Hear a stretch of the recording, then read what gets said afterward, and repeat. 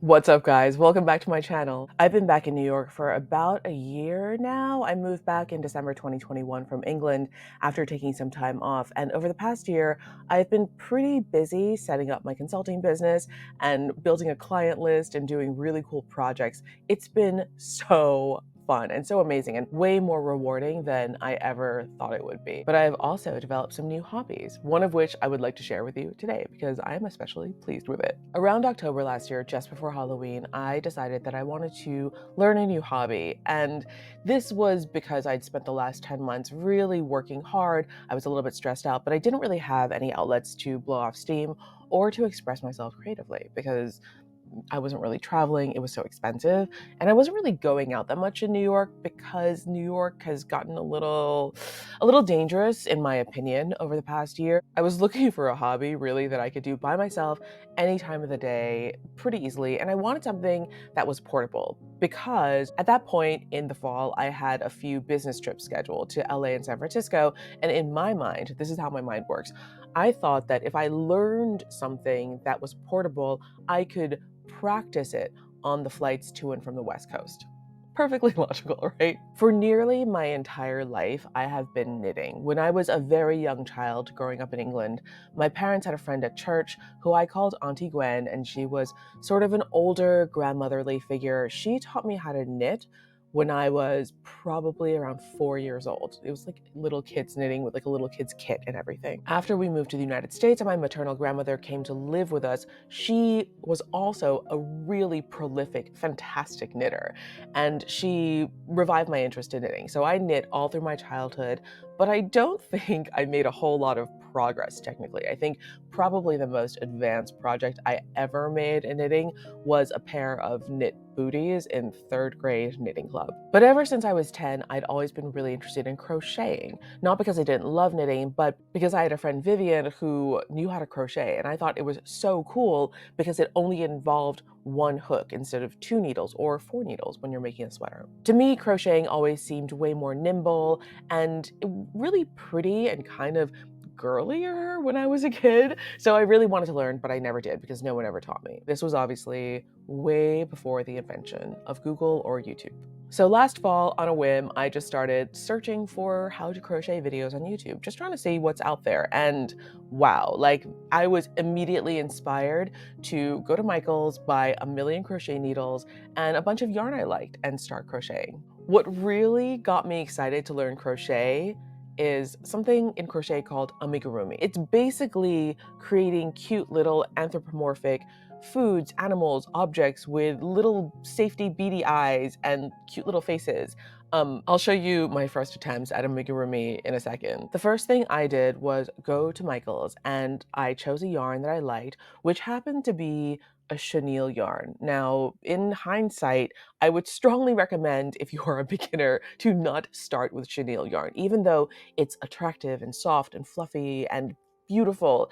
It's not the most beginner friendly yarn. Because I knew about knitting and how you have to match up yarn with needle size, I knew I had to buy corresponding crochet hooks that match the chenille yarn. So at least I got that part right. And then what I did was I came home and I followed a YouTube tutorial. By the way, I will leave the link to every tutorial and every pattern to everything I made and that I'm showing you in this video in the description box below in case you want to follow the Danica School of Learning to Crochet, which is actually kind of haphazard, but kind of logical in a way. The first thing I made was, this doesn't even look like, anyway, okay, it doesn't even look like it, but the first thing I made was a mug of coffee. Now you see how this is like this squishy chenille yarn?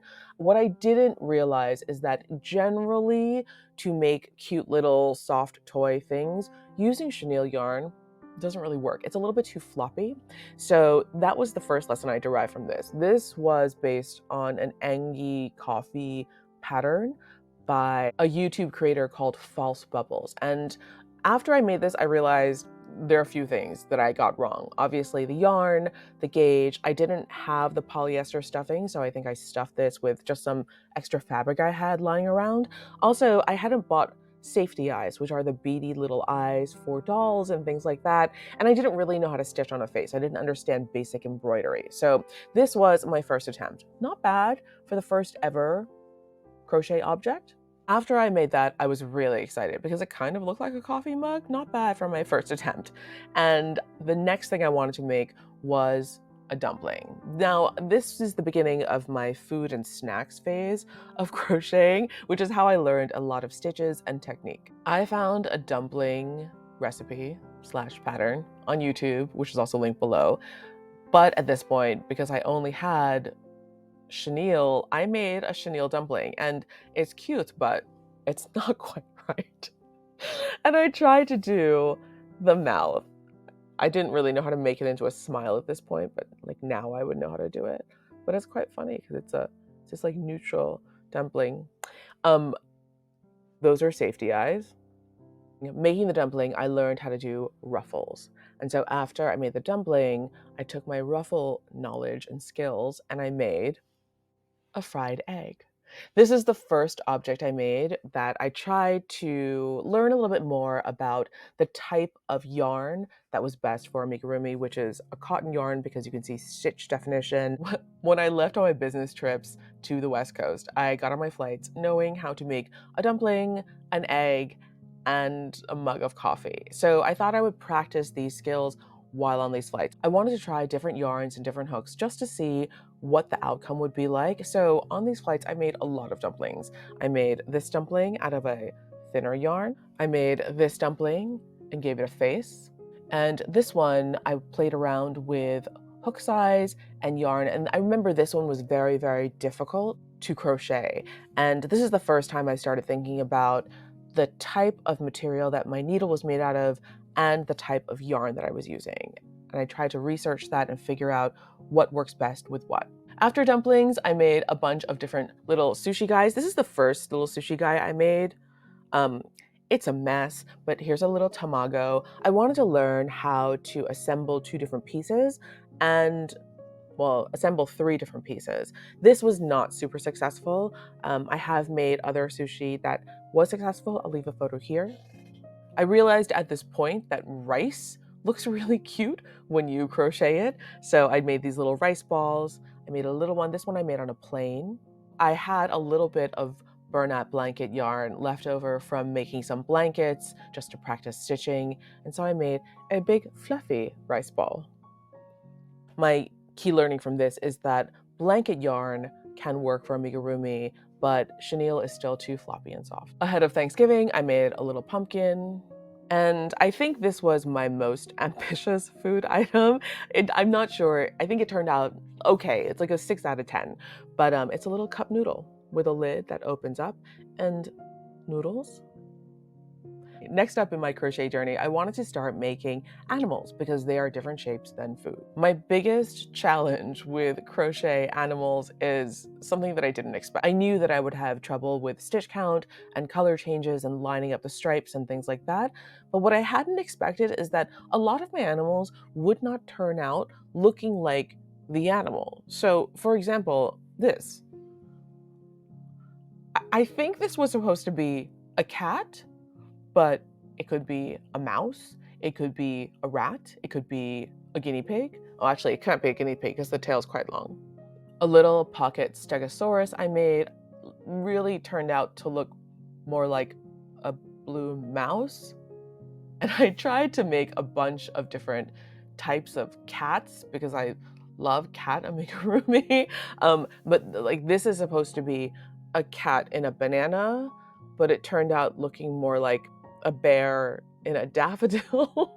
I really enjoyed myself making all these things, even though they didn't come out exactly how I thought they would come out. And sometimes my projects just wouldn't work out the way that the pictures would, so I would stop in between. So for example, this one was meant to be a cat in like a little bed, but the bed wasn't working, so I just did the knobbly cat part. One that I'm kind of proud of, I actually made this on the flight back from San Francisco, following a pattern. This is a capybara. It's kind of a convincing capybara, no? I also made this bug because I wanted to learn how to make little funny legs. So I don't really know what kind of bug this is. I will look it up and I'll put the pattern in the description box below. But I thought it was quite cute. And I'm little, It wasn't always smooth sailing though. A lot of times I would start on kind of ambitious projects and halfway through realize that I had messed it up and I didn't really know how to fix it. So, for example, here is a hammerhead shark that I abandoned halfway through the project, and this is a lot of work. This is a lot of stitches, but what happened is this happens to me continuously even now. I messed up the stitch count somehow, and one of the eyeballs has way too many stitches. So I tried to fold this in and stitch it down, but it just looks a little bit wonky. And so I never finished the tail. Maybe I will revisit it later on and fix it when I know how. This was one of my most epic disappointments. I put a face on it recently. My friend Marianne, who has recently started painting during the pandemic, she DM'd me and she was like, let's swap crafts. And I was like, yes, I think I have the perfect thing that I want to make for you. And she loves cats. So I thought I would make her a different cat banana because my last cat banana was not super successful. I found this pattern for a cat banana made out of blanket yarn where the tail of the banana is meant to like curve up like this, like bananas curve, but it didn't curve up. And I was so frustrated because look how big this thing is. Look at that. And I had gotten this far and it wasn't really working out and I didn't really feel like it looked like a cat or a banana, so I abandoned it. I still keep it around because it's kind of cozy. I found that one of the hardest animals for me to make, for some reason, is sharks. I was trying to make a shark for my friend whose nickname is Shark, and I had to make, this was a failure, but I had to make a variety of different sharks. The hardest sharks, I think, for me were the ones that have different colors in them. For some reason, I couldn't figure out, again, it's a stitch count thing, something that I'm sure will improve with experience and practice. So here's one shark that didn't really turn out right when I was trying to make it. I abandoned it, but then I came back to finish it off. It's kind of cute. You see where I'm getting at? It's a shark with a seal doll. This is where I got frustrated. You see this white part? When I had gotten all the way down to the legs, I realized that the white part was off center, a little bit wonky, and was throwing the whole project off. But I recently went back and gave him a back fin and made him a little seal and put his mouth in. It's cute. I'm really happy. I love these things. I'm really motivated by cute stuff. That said, I always knew that I wanted to crochet clothes. And this is because I found knitting clothes like sweaters and things like that so intimidating because I didn't understand the patterns.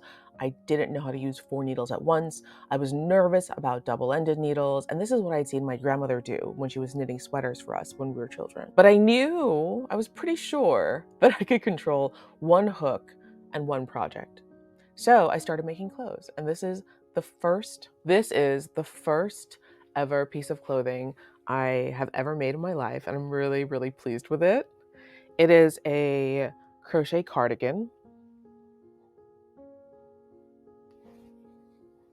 with sleeves and rib and everything. The technique for this cardigan is that you start with the bottom of the back panel, you start with a rib, you crochet all the way up, and then you do the 2 front panels, and then you join sleeves from the top of the sleeves and you crochet all the way down. I was so pleased with how this turned out that it inspired me to do more and more. By now, we were deep into the beginning of the holiday season, and I think right around Thanksgiving, I crocheted this sweater, which is my first sweater. My goal is to try to learn one new stitch, skill, technique, or best practice with every new project so I can continue to advance and I'm not doing the same thing all the time. So for this one, it was my first full sweater with no opening in the front, but I also loved that it had these little baubles on the sleeves. So it's very cute. Kind of festive, maybe, if you do it in a different color. Full disclosure, this was meant to be a children's size sweater. When I'm learning things, I will often try to make my first item in children's sizes because it's just smaller and like a little bit faster to finish that project. I have a niece and nephew, and so now they have a lot of sweaters and cardigans, but this was meant to be a children's sweater. This was also when I started to learn that I didn't really understand what gauge meant and how to measure gauge and how to do swatches and things like that. So at least this came out in a size where I can wear it.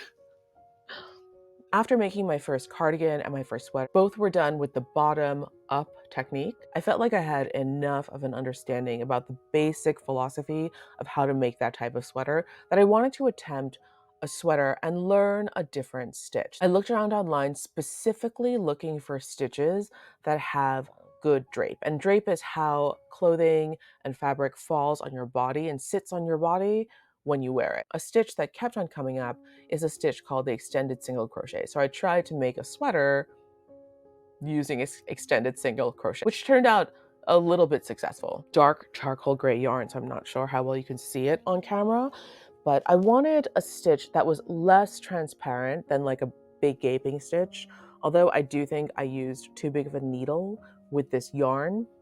I also clearly had not addressed my gauge issue yet, so this was meant for me, but it turned out way too big.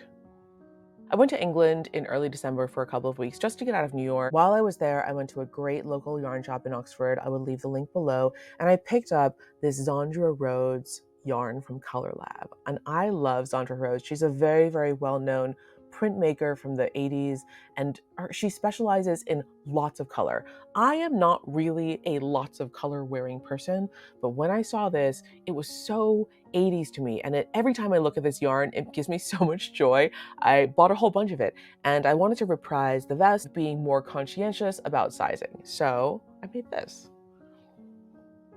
which is much more of a realistic size. I'm really, really happy with this project, and I love the way this yarn feels and looks, and this is the first time I've worked in wool. All of my other pieces that I started in were in acrylic. I felt like because I was practicing, I didn't want to spend a whole bunch of money on yarn. Wool is way more expensive than acrylic yarn, but the result feels significantly different quality-wise. When I came back from England, I went straight to Michael's, and I had this idea that I wanted to do a project in a slightly chunkier yarn because I've been working with these DK, the double knit, lightweight yarns, like grade 3 yarns and smaller needles for such a long time. I wanted to try a thicker yarn because I thought it would just be faster to make something. So I found this yarn that I really, really like because it's a little bit glossy, a little bit chunky, and I bought a whole bunch of it because I really like it. That's one thing I also learned throughout this process is that you need a whole bunch of yarn to make a sweater. It takes, I would, in my mind, I tell myself it takes about 1,000 meters or maybe a little bit more to make a sweater for me size. So like I'm like a size 10, 12 adult. So every time I go to the yarn store, if I like something, I try to buy at least 6 skeins of something, which is a lot, and it does get quite expensive. But this yarn I bought a whole bunch of because I liked it right off the bat. So this is the first chunky sweater I made, and the technique that I learned with this sweater was granny squares, and I had not made granny squares before. This is a chunky cardigan. And you can see the granny squares are all stitched together to make the cardigan. I really love the way this looks. I think it's actually really pretty. This is an extremely heavy cardigan though, because it uses so much chunky, heavy yarn. And it's great to wear, I guess, in the winter, but it is very heavy compared to other sweaters made of lighter yarn, something I didn't really think about. Also, something that I learned from doing this is that I hadn't realized with really heavy yarn, granny squares aren't like the strongest thing that you can make in crochet. I don't really know what the technique is to reinforce granny squares. I don't know if I need to put a backing on it. I don't know if I should be knotting things differently in the center or on the outside. But what I found is that after making this and after hanging it up, immediately parts of it started to come apart. I think it's because it was so heavy and the yarn itself is supporting so much weight. So I need to figure out how to reinforce my granny squares before I do this again. I do think this is like so pretty because of the glossy yarn, and how the pattern turned out. I'm really, really happy with it. Unfortunately, it's not really wearable because it's falling apart and very heavy. In between all these projects, I was also making lots of kids sweaters to practice technique, practice stitching, and I wanted to learn how to make a raglan sweater, which is a top-down sweater where you start crocheting from the neckline and then you crochet all the way down. I made a few of those for my niece and nephew, which I think turned out okay. So then I wanted to make one for myself using the really chunky yarn that I had a million skeins of. And this is what happened.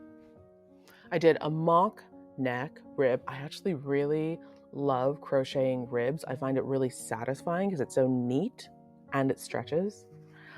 And I did a double crochet all the way down the sweater. I think it turned out really cute. I really like it. I just wear it around the house. But again, my gauge is totally off. So this is way too big for me. And the sleeves are way too, the armholes start way too low. I think I sort of messed up this part of the yoke.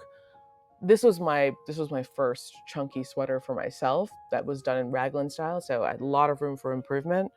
Still pretty happy with it. Last week, I saw this pattern online for a cat afghan, and it looked really, really cute, and I really wanted to try it. So I wanted to try crocheting a pattern or a photo into a piece. And this is the result. Hung it up on hangers, so it's easier to see.